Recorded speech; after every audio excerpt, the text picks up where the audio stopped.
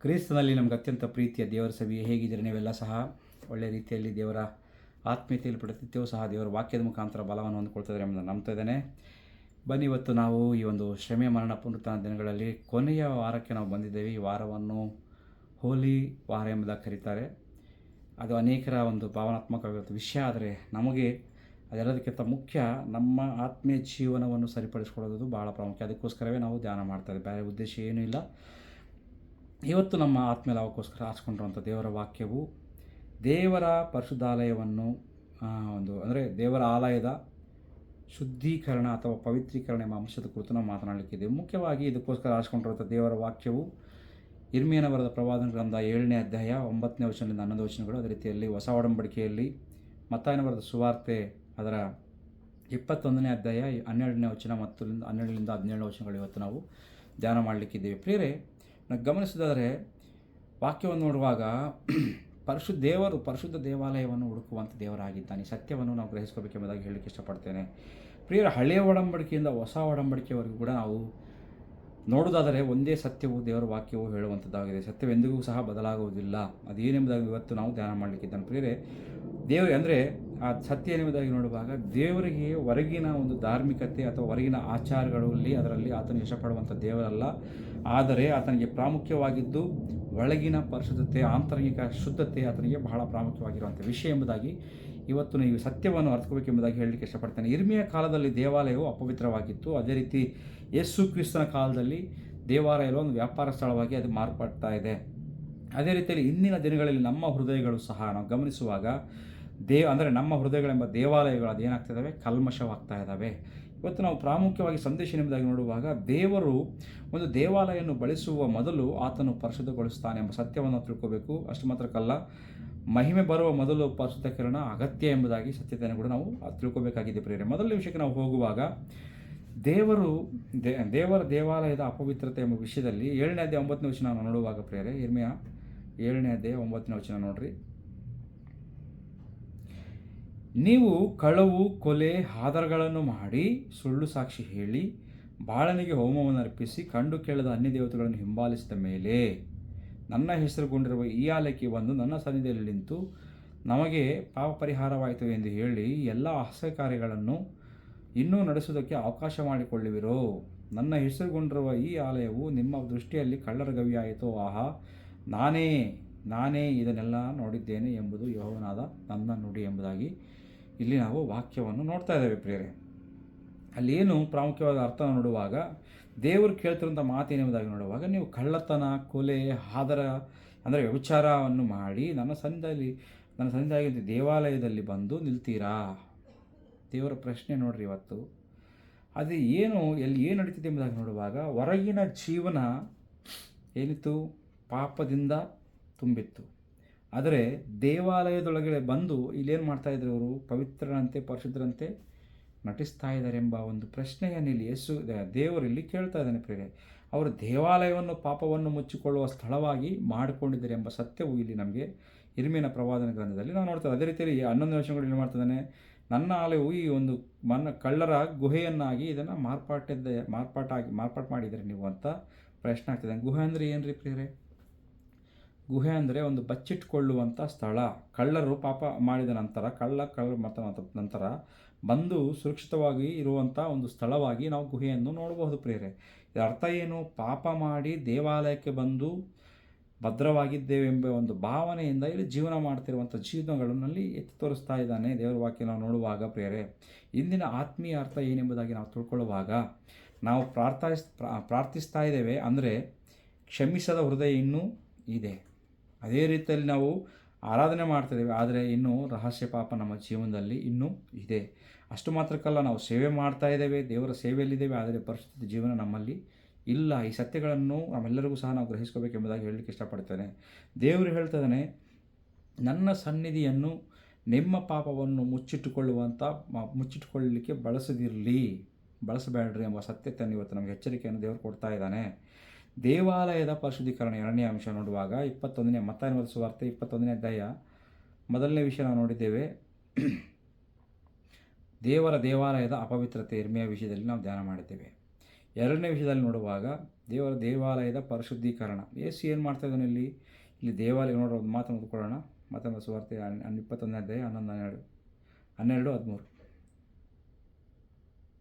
ಬಳಿಕ ಯೇಸು ದೇವಾಲಯಕ್ಕೆ ಹೋಗಿ ಅದರಲ್ಲಿ ಮಾರುವ ಕೊಳ್ಳುವ ಎಲ್ಲರನ್ನು ಹೊರಡಿಸಿಬಿಟ್ಟು ಶನಿವಾರರ ಮೇಜುಗಳನ್ನು ಪಾರಿವಾಳ ಮಾರುವವರ ಕಾಲ್ಮಣಿಗಳನ್ನು ಕೆಡವಿ ಅವರಿಗೆ ನನ್ನ ಆಲಯವು ಪ್ರಾರ್ಥನಾಲಯವೆನಿಸಿಕೊಳ್ಳುವುದು ಎಂದು ಬರೆದಿದೆ, ಆದರೆ ನೀವು ಅದನ್ನು ಕಳ್ಳರ ಗವಿ ಮಾಡುತ್ತೀರಿ ಎಂದು ಹೇಳಿದನು.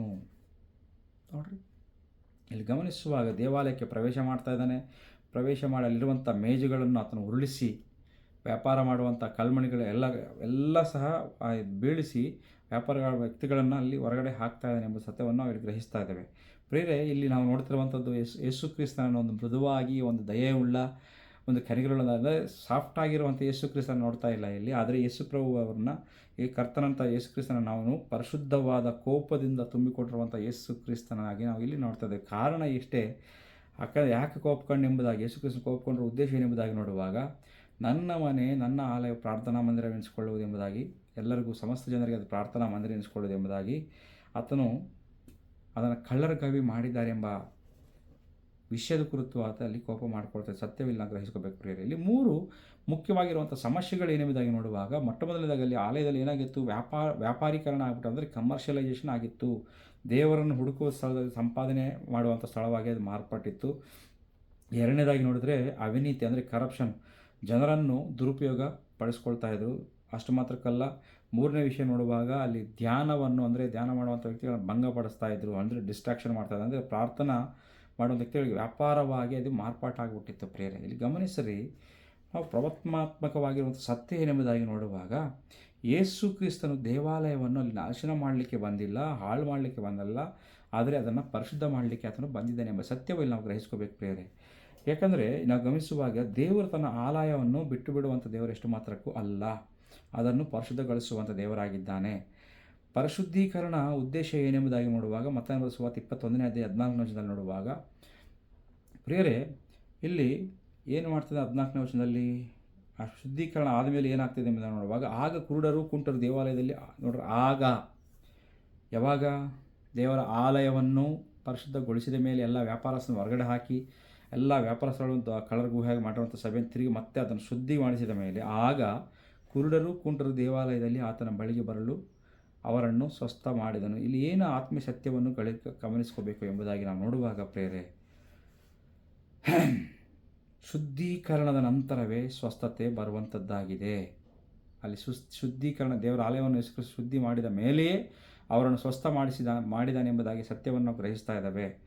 ನಮ್ಮ ಜೀವನದಲ್ಲಿ ಕೂಡ ಪರಿಶುದ್ಧತೆ ಇಲ್ಲದೆ ಯಾವ ಕಾರ್ಯವಲ್ಲಿ ನಡಲಿಕ್ಕೆ ಸಾಧ್ಯವಿಲ್ಲ ಎಂಬ ಸತ್ಯವನ್ನು ಅಲ್ಲಿ ಆತ್ಮೀಯ ಸತ್ಯ ಎಂಬುದಾಗಿ ನೋಡುವಾಗ, ಪರಿಶುದ್ಧೀಕರಣವಿಲ್ಲದೆ ಶಕ್ತಿ ನಮ್ಮ ಜೀವನದಲ್ಲಿ ದೇವರ ಶಕ್ತಿಯನ್ನು ಕಾಣಲಿಕ್ಕೆ ಸಾಧ್ಯವಿಲ್ಲ. ಪರಿಶುದ್ಧತೆ ಇಲ್ಲದೆ ಅದ್ಭುತಗಳು ನಡೀಲಿಕ್ಕೆ ಸಾಧ್ಯವಿಲ್ಲ. ಶುದ್ಧತೆ ಇಲ್ಲದೆ ನಮ್ಮ ಜೀವನದಲ್ಲಿ ದೇವರ ಸನ್ನಿಧಿಯನ್ನು ಅನುಭವಿಸಲಿಕ್ಕೆ ಸಾಧ್ಯ ಇಲ್ಲ ಎಂಬ ಸತ್ಯವನ್ನು ಇಲ್ಲಿ ಗ್ರಹಿಸ್ಕೋಬೇಕು ಪ್ರಿಯರೇ. ದೇವರ ಆಲಯ ಪರಿಶುದ್ಧವಾದಾಗ ನೋಡ್ರಿ, ಇಲ್ಲಿ ಮುರಿಯಲ್ಪಟ್ಟ ಜೀವನಗಳಲ್ಲಿ ಏನಾಗ್ತವೆ, ಪುನಃಸ್ಥಾಪಿಸಿಕೊಳ್ಳುವಂಥವಾಗ್ತವೆ. ಅಷ್ಟು ಮಾತ್ರಕ್ಕಲ್ಲ, ದೇವರ ಶಕ್ತಿಯನ್ನು ಅಲ್ಲಿ ಅರಿಯುವಂಥದ್ದಾಗಿದೆ. ಅದು ಮಾತ್ರಕ್ಕಲ್ಲ ಪ್ರಿಯರೇ, ದೇವರ ಸನ್ನಿಧಿ ನಿತ್ಯವೂ ಸಹ ಯಾವಾಗಲೂ ಕೂಡ ನಿವಸಿಸುವಂಥದ್ದಾಗಿದೆ. ಈ ಸತ್ಯವನ್ನು ಗ್ರಹಿಸಿಕೊಳ್ಬೇಕೆಂಬುದಾಗಿ ನಾನು ಹೇಳಲಿಕ್ಕೆ ಇಷ್ಟಪಡ್ತೇನೆ. 4ನೇ ವಿಷಯವನ್ನು ನೋಡುವಾಗ, ನಿಜವಾದ ದೇವಾಲಯ ಯಾರು, ಹಾಗಾದರೆ ಇಷ್ಟು ದಿನ ಎಷ್ಟೊತ್ತು ನಾವು ಮಾತಾಡಿರುವಂಥ ವಾಕ್ಯಗಳು ಯಾವುದರ ಕುರಿತು ಎಂಬುದಾಗಿ ನೋಡುವಾಗ, ನಿಜವಾದ ದೇವಾಲಯ ಅಪೊಸ್ತಲನಾದ ಪೌಲನು 1ನೇ ಕೊರಿಂಥೀಯರ ಬರೆದ ಪತ್ರಿಕೆ 6ನೇ ಅಧ್ಯಾಯದಲ್ಲಿ 19ನೇ ವಚನದಲ್ಲಿ ಮಾತು ಹೇಳ್ತಾ ಇದ್ದಾನೆ. 1 Corinthians 6:19 ನೋಡುವಾಗ, ದೇವರಿಂದ ದೊರಕಿ ನಿಮ್ಮೊಳಗೆ ನೆಲೆಗೊಂಡಿರುವ ಪವಿತ್ರಾತ್ಮನಿಗೆ ನಿಮ್ಮ ದೇಹವು ಗರ್ಭಗುಡಿಯಾಗಿದೆ ಎಂಬುದು ನಿಮಗೆ ತಿಳಿಯದೋ. ನಿಮ್ಮ ದೇಹವು ದೇವರ ಗರ್ಭಗುಡಿ ಎಂಬುದಾಗಿ ದೇವರ ವಾಕ್ಯ, ದೇವರ ಆಲಯ ಎಂಬುದಾಗಿ ಹೇಳ್ತಾ ಇದೆ. ನೋಡ್ರಿ, ಇಂದು ನಾವು ನಿಜವಾಗ ದೇವಾಲಯವು ಕಟ್ಟಡವಲ್ಲ. ಇವತ್ತು ದೇವರ ನಿವಾಸ ಮಾಡುವಂಥ ಸ್ಥಳ 4 ಗೋಡೆಗಳಿರುವಂಥ ದೇವಾಲಯವಲ್ಲ. ಆದರೆ ದೇವರ ವಾಕ್ಯ ಹೇಳ್ತದೆ, ನನ್ನ ದೇಹವೇ ದೇವರ ಗರ್ಭಗುಡಿ, ದೇವರ ಆಲಯ ಎಂಬುದಾಗಿ ನಾವು ಸ್ಪಷ್ಟತೆ ತಿಳ್ಕೋಬೇಕು ಪ್ರೇರೆ. ನಾವೇ ದೇವಾಲಯಗಳಾಗಿದ್ದೇವೆ. ಇದರ ಸತ್ಯತೆಯನ್ನು ನಾವು ಅರ್ಥಕೊಳ್ಳಬೇಕು. ಹಾಗಾದರೆ ನಾವು ಏನು ಶುದ್ಧಿಗೊಳಿಸ್ಕೋಬೇಕಾಗಿ ನೋಡುವಾಗ, ಯೇಸು ಕ್ರಿಸ್ತ ಅನೇಕ ವಿಷಯಗಳನ್ನು ಅಲ್ಲಿ ಶುದ್ಧಿಪಡಿಸಿದ್ದಾನೆ. ಇವತ್ತು ಆತನ ಆಲಯವಾಗಿರುವಂಥ ನಮ್ಮ ದೇಹಗಳನ್ನು, ನಮ್ಮ ಹೃದಯಗಳನ್ನು ಏನು ಶುದ್ಧಿಗೊಳಿಸ್ಕೋಬೇಕೆಂಬುದಾಗಿ ನೋಡುವಾಗ ನಮ್ಮ ಆಲೋಚನೆಗಳನ್ನು ಸರಿಪಡಿಸ್ಕೊಳ್ಬೇಕಾಗಿದೆ, ನಮ್ಮ ಉದ್ದೇಶಗಳನ್ನು ಪರಿಶುದ್ಧಗೊಳಿಸ್ಕೋಬೇಕಾಗಿದೆ, ನಮ್ಮ ಅಭ್ಯಾಸಗಳನ್ನು ದೇವರಿಗೆ ವಿರುದ್ಧವಾಗಿರುವಂಥ ಅಭ್ಯಾಸಗಳನ್ನು ಸರಿಪಡಿಸ್ಕೊಳ್ಬೇಕಾಗಿದೆ, ಶುದ್ಧಿಗೊಳಿಸ್ಕೋಬೇಕಾಗಿದೆ, ನಮ್ಮ ರಹಸ್ಯ ಪಾಪಗಳನ್ನು ಪರಿಶುದ್ಧಗೊಳಿಸ್ಕೋಬೇಕಾಗಿದೆ ಪ್ರಿಯರೇ. ಅಂದರೆ ಇವೆಲ್ಲವನ್ನು ಬಿಡಬೇಕಾಗ್ತಾ ಇದೆ ಎಂಬುದಾಗಿ ದೇವರ ವಾಕ್ಯದ ಮುಖಾಂತರ ನಾನು ನಿಮಗೆ ಹೇಳಲಿಕ್ಕೆ ಇಷ್ಟಪಡ್ತೇನೆ. ಇಲ್ಲಿ ನೋಡುವಾಗ ಯೇಸು ಕ್ರಿಸ್ತನು ಇನ್ನೂ ದೇವಾಲಯದೊಳಗೆ ಇವತ್ತಿಗೂ ಸಹ ಆತನು ಬರುವಂಥವನಾಗಿದ್ದಾನೆ ಪ್ರಿಯರೇ. ಯೆರೂಸಲೇಮಿನ ದೇವಾಲಯಕ್ಕೆ ಬಂದಂತೆ ಇವತ್ತು ನಮ್ಮ ಹೃದಯಗಳನ್ನು ಸಹ ಆತನು, ನಮ್ಮ ಹೃದಯದೊಳಗೆ ಕೂಡ ಆತನು ಬರುವಂಥ ದೇವರಾಗಿದ್ದಾನೆ.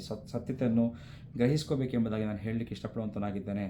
ಆತನು ಇನ್ನೂ ಸಹ ಇವತ್ತಿಗೂ ಸಹ ಮಾಡುವಂಥ ಕೆಲಸಗಳೇನೆಂಬುದಾಗಿ ನೋಡುವಾಗ ತಪ್ಪಾದ ಅಭ್ಯಾಸಗಳನ್ನು ಉರುಳಿಸುವಂಥ ದೇವರಾಗಿದ್ದಾನೆ. ಅಷ್ಟು ಮಾತ್ರಕ್ಕಲ್ಲ, ಅಪವಿತ್ರತೆಯನ್ನು ಹೊರಹಾಕುವಂಥ ದೇವರಾಗಿದ್ದಾನೆ. ಅಷ್ಟು ಮಾತ್ರಕ್ಕಲ್ಲ, ನಿಜವಾದ ಆರಾಧನೆಯನ್ನು ಆತನ ಪುನಃಸ್ಥಾಪನೆ ಮಾಡುವಂಥ ದೇವರು ಇವತ್ತಿಗೂ ನಮ್ಮ ಮಧ್ಯದಲ್ಲಿ ಆತನು ಬರಲಿಕ್ಕಿದ್ದಾನೆ ಎಂಬುದಾಗಿ ನಾನು ಹೇಳಲಿಕ್ಕೆ ಇಷ್ಟಪಡ್ತಾ ಇದ್ದೇನೆ ಪ್ರಿಯರೇ. ಇವತ್ತಿಗೂ ಆತನಿದ್ದಾನೆ.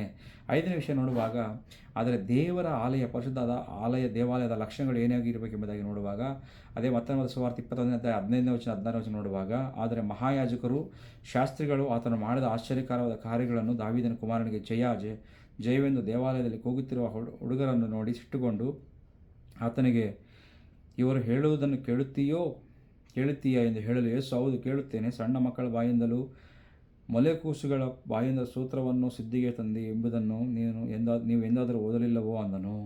ನೋಡ್ರಿ, ಇಲ್ಲಿ ಏನಾಗ್ತಾ ಇದೆ?